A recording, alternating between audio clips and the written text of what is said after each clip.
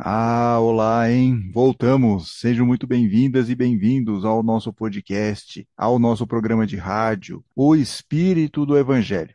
Aqui é Antônio Campos. E toda quarta-feira, como vocês sabem, tem programa novo tanto em nosso canal no YouTube quanto nos aplicativos de áudio. Por favor, inscreva-se em nossos canais, acione o sininho no YouTube para receber os avisos de novidades e, por favor, curta e compartilhe os episódios.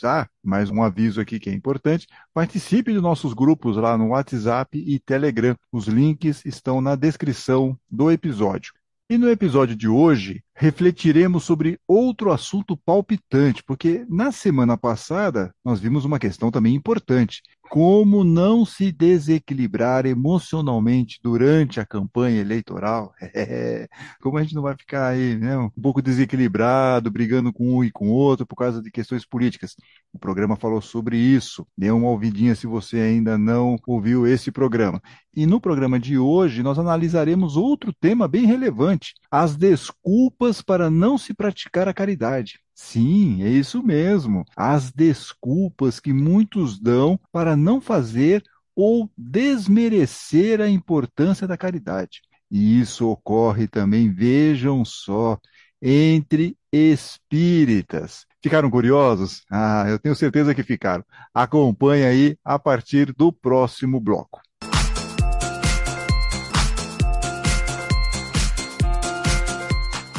O jornalista econômico Luiz Nassif criou há muito tempo a frase cabeças de planilha. Inclusive, essa frase, cabeças de planilha, deu nome a um livro que ele escreveu. E planilha, como vocês sabem, é aquele programa tipo Excel muito útil para fazer tabelas, cálculos, né? E ele usa, né, o Nassif usa esse termo, cabeça de planilha, para criticar pessoas que veem o mundo, enxergam o mundo apenas pelos números e não pela realidade. Eles não saem de frente do computador para ver o que se passa nas ruas. Por isso, essas pessoas tinham e têm, né, claro, um entendimento distorcido do mundo real. Algumas frases sintetizam bem o cabeça de planilha. Uma delas aqui, por exemplo: não tem almoço grátis. Não tem almoço grátis. Ou seja, tudo tem custo. Tudo tem custo. Ou outra frase, também nessa linha cabeça de planilha: não se pode dar o peixe, tem que ensinar a pescar.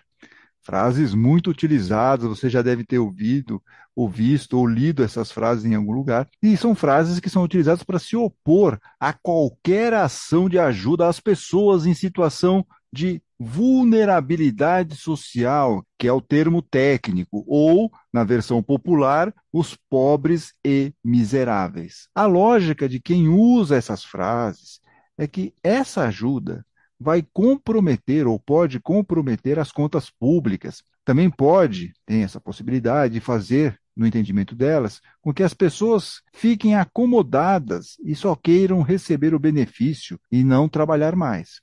Obviamente que se nós estivéssemos na Suécia, na Dinamarca, na Noruega, países bem desenvolvidos e com um forte sistema de proteção social, essa discussão até faria algum sentido.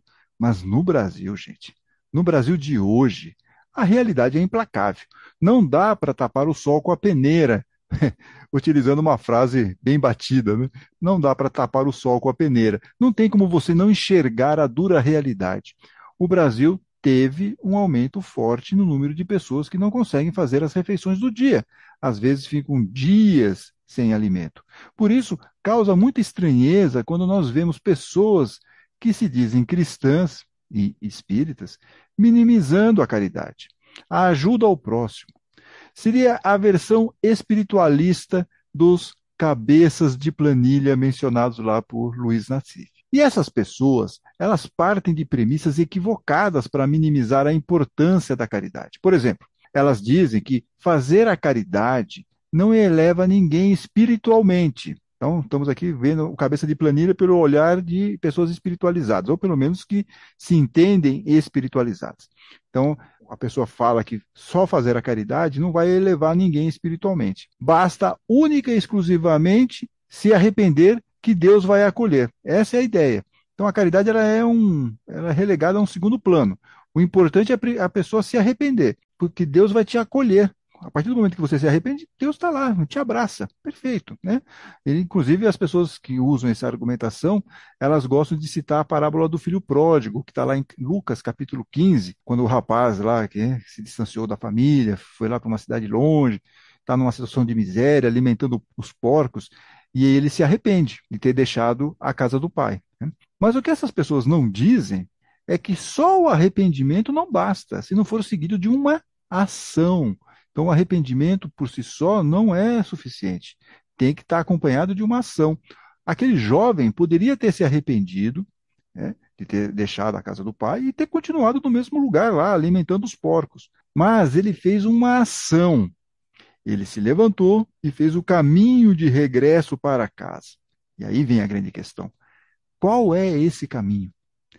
É a nossa busca para ser um espírito melhor, mais elevado, e isso passa pela transformação moral, cuja ação da caridade é fundamental. Vocês vão entender melhor, porque nós vamos agora ver Allan Kardec, né? Porque Allan Kardec tem uma frase muito famosa, que vocês conhecem, todo o espírita de carteirinha conhece essa frase, que fora da caridade não há salvação, que também é o título do capítulo 15 do Evangelho segundo o Espiritismo. Nesse capítulo, no item 3, lá no capítulo 15, Kardec diz o seguinte, prestem atenção nisso, toda a moral de Jesus se resume na caridade e na humildade, ou seja, nas duas virtudes contrárias ao egoísmo e ao orgulho. Em todos os seus ensinamentos, diz Kardec, Jesus mostra essas virtudes como sendo o caminho da felicidade eterna. Então veja como é importante essa ideia da moral, da nossa melhoria moral, passar aqui pela caridade e pela humildade, porque a caridade e a humildade, elas vão ser como um antídoto contra o egoísmo e ao orgulho. Por isso que elas são importantes, e principalmente a caridade, como um efeito de transformação moral, para dar um controle maior aqui no nosso egoísmo, no nosso orgulho. Então, esse é o caminho, percebe? Esse é o caminho que o filho pródigo estava fazendo para retornar aos braços do pai. Não bastava apenas se arrepender, ele tinha que passar por essa caminhada, esse processo de transformação moral. E você vai conseguir isso por meio da humildade e da caridade. Então não basta apenas se arrepender, como se isso resolvesse tudo em nossa evolução espiritual. Não. Esse entendimento, vamos deixar bem claro aqui, é equivocado se ficar apenas no arrependimento. O arrependimento ele é o início de um processo, né? Mas só o arrependimento não nos resolve. Precisamos fazer uma ação, e a caridade é fundamental nesse processo, como, aliás, Jesus foi bem explícito sobre isso lá no Evangelho. E é o que nós veremos no próximo bloco.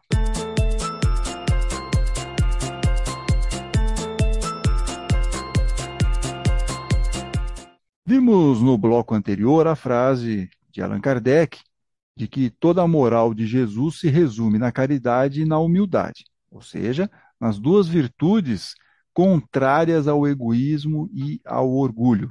Em todos os seus ensinamentos, disse Kardec, Jesus mostra essas virtudes como sendo o caminho da felicidade eterna.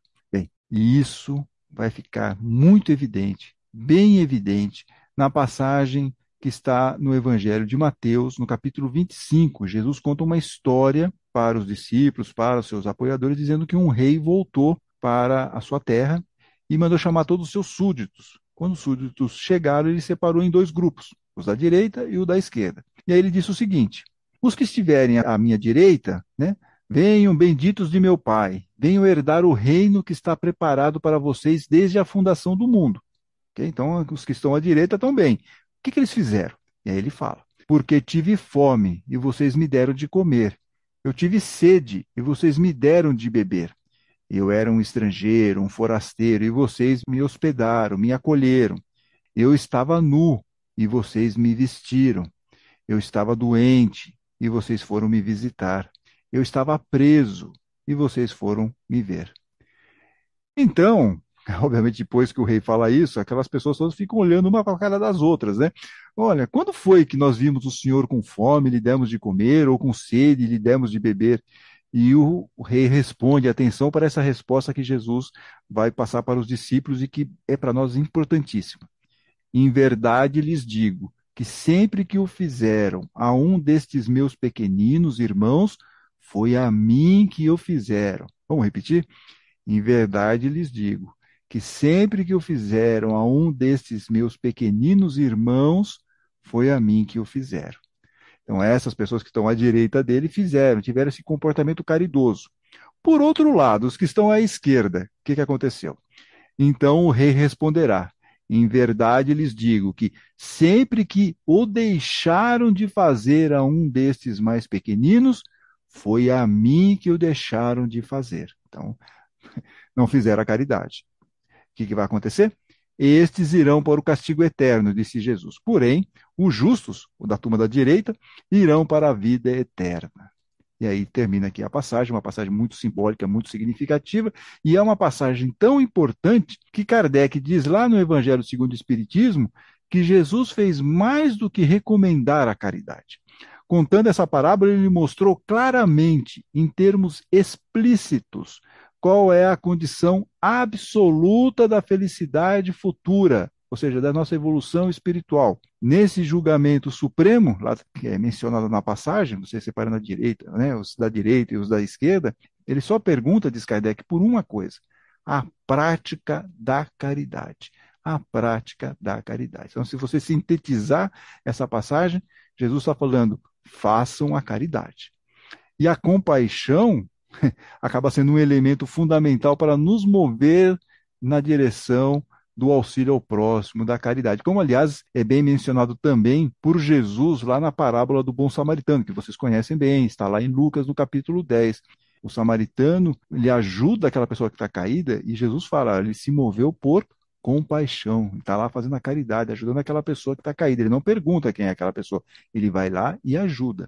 E se a pessoa não tiver compaixão verdadeira, que não seja só da boca para fora, aparecem as desculpas para não se fazer a caridade. É isso que nós estamos refletindo no programa de hoje, esse cuidado que nós temos que ter. Um exemplo de desculpa esfarrapada para não se fazer a caridade, né? Não é doando uma cesta básica que a pessoa vai se transformar internamente. Pode doar o alimento, mas continuará com alguns hábitos negativos. É engraçado isso, né? Quer dizer, é óbvio, né? A pessoa vai dar uma cesta básica, logo ela virou um santo ou virou uma pessoa extremamente elevada espiritualmente. É esse o entendimento? Claro que não, né? É muito comum ouvir isso, infelizmente, até em palestras espíritas também. É óbvio que ninguém vai se transformar totalmente apenas por dar uma cesta básica. Mas atenção, este pode ser o início de um processo de transformação moral. É o início da caminhada. E aquela cesta básica, ou qualquer outro tipo de ajuda, né? Nós estamos falando de cesta básica para facilitar o exemplo e o entendimento. Então, aquela cesta básica vai ser muito importante para quem está necessitado, ou para aquele auxílio que você puder dar. Lembram-se da frase de Jesus: tive fome e vocês me deram de comer. Então é melhor agir, fazer a caridade, mesmo que seja pelos motivos errados, ou que ainda não retrate uma evolução espiritual, mas pelo menos foi dado um passo. E, aliás, dizem que o primeiro passo é sempre o mais difícil antes de uma longa caminhada, não é isso, né? O primeiro passo é sempre mais complicado. Faço ou não faço? Vou por esse caminho ou não vou por esse caminho? Faço essa jornada ou não faço? Então, por isso que o primeiro passo é sempre mais difícil. E a nossa transformação moral exige uma longa caminhada. E dado esse passo no sentido de ajudar alguém, foi iniciado o processo de reforma íntima. E com o tempo, gente, essa pessoa, se continuar nesse caminho, se perseverar, vai se transformar. Então, obviamente, não é dando uma cesta básica que a pessoa vai, obviamente, melhorar seu comportamento. Não é porque ela dá uma cesta básica que ela vai tratar melhor o seu semelhante. Não no começo, mas é um início de um processo, e isso que a gente tem que entender. E começa com a caridade. Assim como cada um de nós vai se transformar também. Mas para isso precisamos deixar as desculpas de lado. Outros exemplos que costumam ocorrer, né? Eu já ouvi, inclusive, numa palestra, alguém minimizando a importância de doar vestimentas que não se usa mais, não está lá guardado no guarda-roupa, você não usa. A pessoa estava lá minimizando. Qual a importância de você entregar uma roupa, né?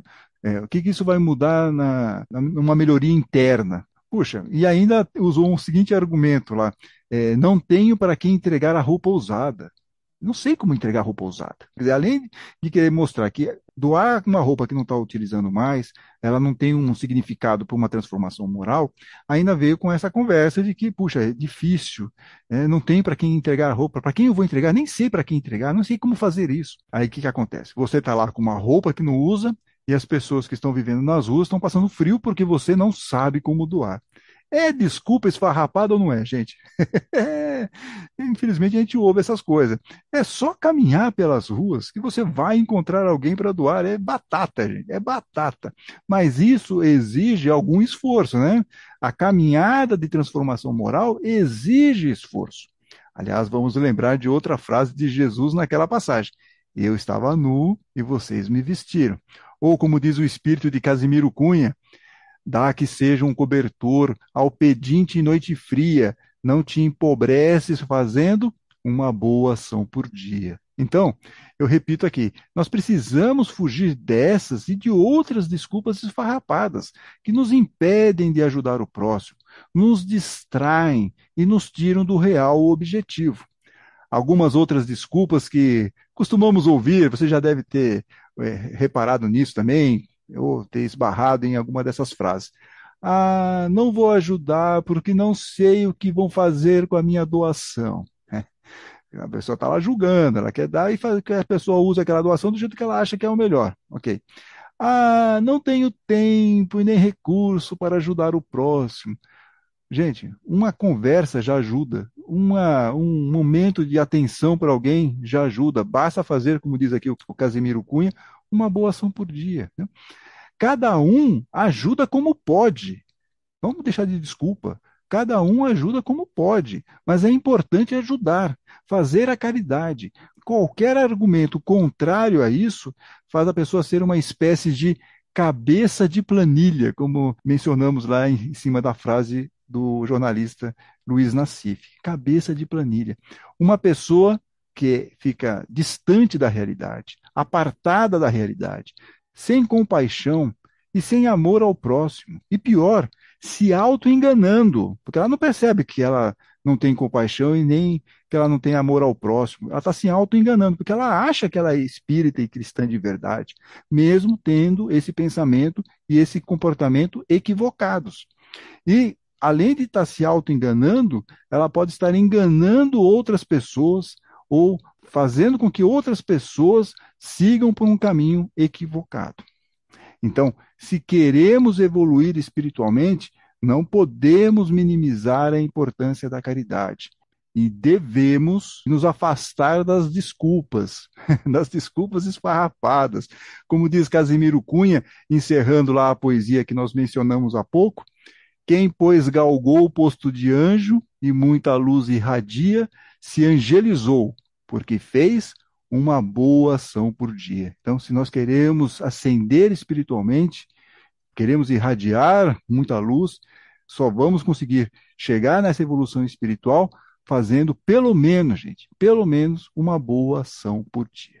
E conte aí, por favor, nos comentários, como você enfrenta as desculpas para não fazer a caridade. Conte lá para nós. Qual é o esquema aí? Qual é a maneira que você encontra para se afastar dessas desculpas e ganhar a discussão internamente na sua consciência em relação à caridade? Como você enfrenta as desculpas para não fazer a caridade? E se gostaram do programa, por favor, não deixe de curti-lo, de compartilhá-lo, inscreva-se aí em nossos canais, participe do nosso grupo no WhatsApp e Telegram. E na semana que vem, na próxima quarta-feira, teremos episódio novo, hein? Até lá, fiquem bem, fiquem com Deus.